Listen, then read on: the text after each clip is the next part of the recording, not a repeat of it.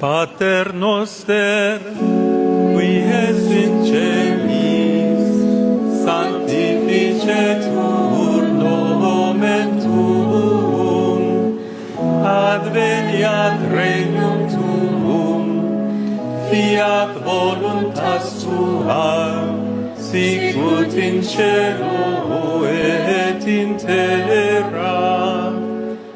Panem nostrum quotidianum da nobis hodie, et dimitte nobis debita nostra, sicut et nos dimittimus debitoribus nostris.